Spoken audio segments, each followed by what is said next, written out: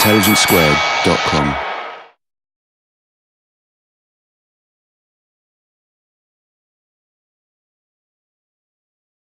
Sorry.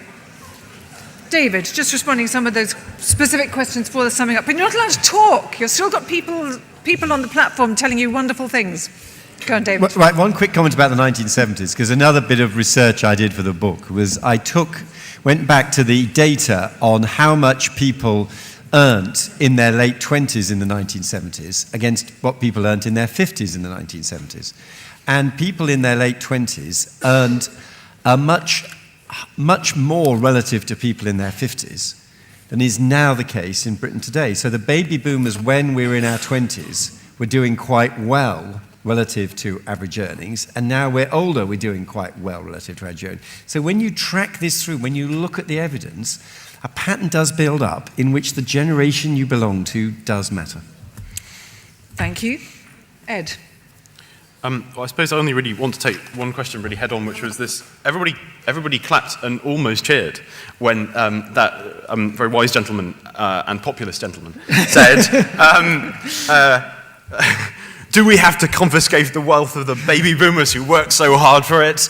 And I mean, regardless of where you fall in the pros and cons of this argument, I think it's an important corrective to say that, you know, those people who consider that there is a problem with kind of intergenerational wealth in this country are not concerned so much with the taking of baby boomers' wealth so much as the vast benefits which will be bestowed upon them in the next 20 years. And the fundamental issue here is about, you know, PFI debts that have been pushed forward, unfunded pensions that are, you know, multiple trillions, and winter fuel payments and a whole series of other things which are universal benefits, given at the very time when universal benefits are being cut away for a younger generation. Now, all of those bills will have to be paid by future taxpayers, current and future taxpayers who are not retiring. So it's a big deal. It's not a punchline. Thank you. Frank. Yeah, just very brief point from the lady from France. I was in Paris when the students demonstrated, and to me it was a real cultural shock because I was on demonstrations in Paris in the late 60s, and I thought there was one big difference. The young people on the demonstration had two slogans. One was sécurité, which I find a bit bizarre when, you know, 17-year-old kids are talking about sécurité, and the second one was talking to them was about their pensions, which I did find, you know, sort of weird, you know.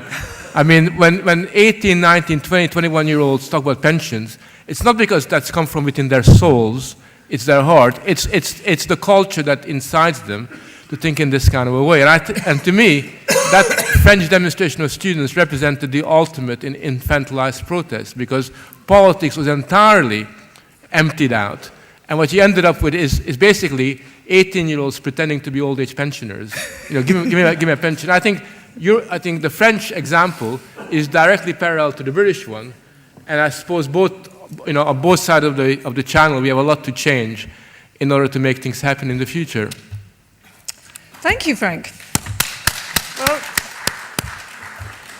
that concludes the debate section, and now people are going to make their very short closing speeches, and we happen, because we're going to go in reverse order from the original speeches, to be starting with Frank. Well, I think the internship question is a very important one, because, you know, it does bother me that young people today, and I'm not criticizing young people, because all the bad things that they're involved in is actually the fault of the elder generations that are inciting them to adopt these things. All the young people are doing things which, in a sense, you know, does worry me. I mean, internship is one of them, which is a form of either exploitation or a fancy form of social networking as a kind of prelude to something else. But it isn't just that. You know, young people are doing gap years. I mean, you know, who invented gap years? The baby boomers didn't have gap years. I mean, how many baby boomers do you know that had somebody else organize a year in Chile for them, right? I mean, the idea, you know, would have been unthinkable. Young people today are doing a lot of volunteering. Now, in my days, you volunteered because you were passionate about something. You really believed in it. I'm going to really volunteer and fight for that cause. Today, you volunteer, and the big cause is your CV. It looks good on the CV, right? And I can give you a list of 20 cultural innovations that young people are subjected to, and all of them have the effect of restraining them, of narrowing their imagination. And I think this intergenerational dispute that we're having is quite complicit in that, because what it does is it takes our eyes off of the big picture, and in the most instrumental sense, all that it can possibly do is basically give government an excuse for cutting the pensions and the resources available to old people. So even at that level, it's quite sort of mean and narrow-minded, and I suggest that we reject this mean proposal altogether and think of ourselves as being a little bit more enlightened than to be fooled by such arguments.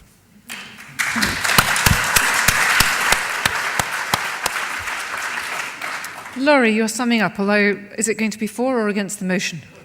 It's a statement by itself. Let's say. I want to. It's outside the debate. I want to start with a quote by the noted philosopher Joe Strummer, which is on the back of the Clash's first album.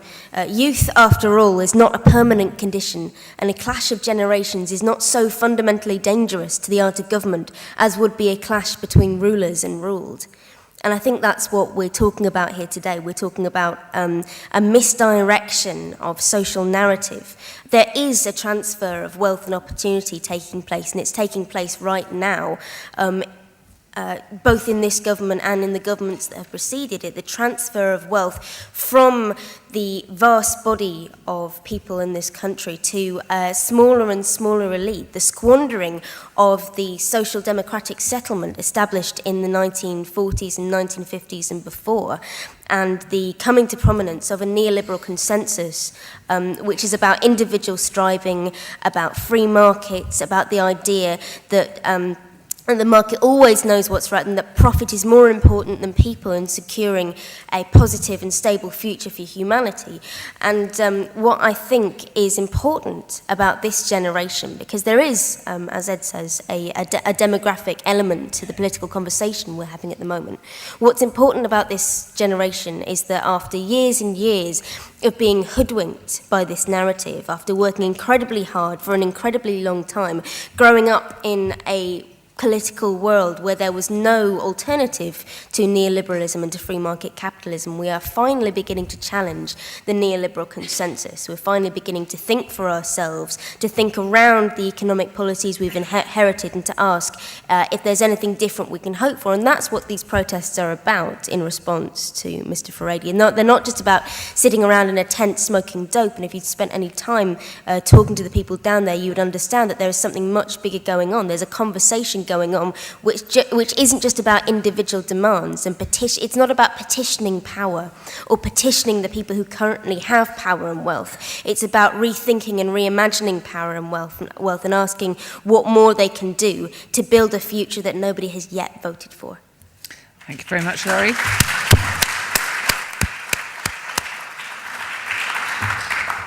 Ed against the motion. Oh yeah, sorry, I'd forgotten. Or not, as you choose. The thing is, we all disagree, and some of us are putting a braver face on it than others. Big Frank, who pays for his free love, has a problem, which is that he can't say that demographics are completely irrelevant, and then accuse an entire generation of being infantile because they want the very jobs and houses that would enable them to leave the family home and leave independent lives. And I think that's somewhat irreconcilable. Nor do I think it's fair or reasonable to suggest that young people are volunteering for any other reason in such large numbers than they don't have a job. Nor is it reasonable to dismiss internship as social networking. It seems to me to be evidence of an incredibly well-educated generation working incredibly hard in order to get on the job ladder, in order to build a career. And even those who do it are the lucky ones, because usually they have parents who can back them and enable them to do it. And as David Willits has said, this raises a rather upsetting and potentially quite alarming point about social mobility, because how many other aspects of our society do we find that access is being shut off for poorer sections? Laurie, whose hair colour is indicative of her political standpoint, I suspect, does have several very good points. For her, I think social mobility is incredibly important as well. I think she perceives correctly that we have been quite monomaniacal in the way in which we look at government problems in this country, both as electors and as politicians and leaders. And my case remains the same. I don't really believe the baby boomers are evil. I don't think that they deserve this idea of agency. They haven't crushed their society. They haven't stolen their children's future. But they are in receipt of stolen goods. And the people who stole them were cravenly appealing to their lower instincts, were cravenly giving them tax breaks and not doing responsible pieces of policy making. And it's quite the same in France, and not just in France, but in America too, where you just look for a second at the discount rates of their pension systems. I mean, they have no way of funding the future. And this has got to stop. Can I just ask...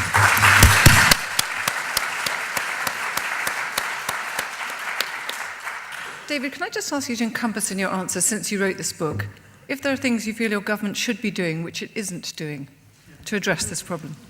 Well, that's another debate in itself. But let me make three quick comments then. First of all, quite a few of the interventions have been about housing, perhaps a typical obsession. But let me just make one comment on this idea that we should expropriate housing or take housing off people. There is a much more achievable aim. There's an excellent charity called Home Share International, whose aim is to try to find elderly people living on their own in larger properties and to identify young people seeking accommodation, and they organise for the young people to live in the accommodation belonging to the older person and perhaps help out with some household chores in return for accommodation.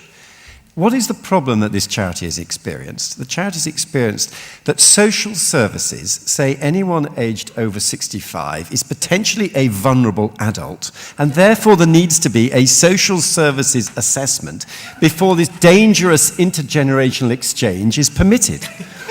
And that is a society which is preoccupied with the idea that interaction between the generations is of itself dangerous or suspicious, and which stops and obstructs natural transactions which everybody would benefit from without having to get into expropriation. The second point I wanted to make was that Ed said, he got into this question where he called it agency. I think the problem for the baby boomers is not that baby boomers have been deliberately selfish, but the baby boomers haven't thought about obligations between generations. And they haven't thought about obligations between generations because, contrary to what Laurie has been saying, actually, our entire post-war politics has been completely preoccupied with other aspects of political and social life, like rich v poor or social class v social class. And if you do the following experiment, this is my final point. Imagine that you are the people responsible for a woodland, who own a woodland. And you're asked, and the proposition is you cut the woodland down. You're given three possible responses. The first argument is, please don't cut down the woodland because it's an amenity enjoyed by the people in the neighborhood. It would be socially irresponsible to cut it down. When you ask people that question, some respond to that argument. That is a typical argument of horizontal equity, horizontal fairness. Then secondly, there's a type of argument, say, don't cut down the woodland because wood is rising in value, and if you delay cutting down the woodland, you'll make a bigger return in the future. The classic economics that Laurie disapproves of. Some people respond to that argument, but not many. The third argument is to say the only reason you've got this woodland is previous generations left it for you, and you have a similar obligation to pass this woodland on to the younger generation. That is far more compelling to people than either of the other arguments. And what's gone wrong in politics, contrary to Laurie's claims to have some fresh angle, what's gone wrong with politics is too many of our arguments have been couched in the terms of the first two claims on our obligation, and not enough has been put in terms of that third and, I think, most powerful form of social obligation that we have. That's what I'm appealing to tonight.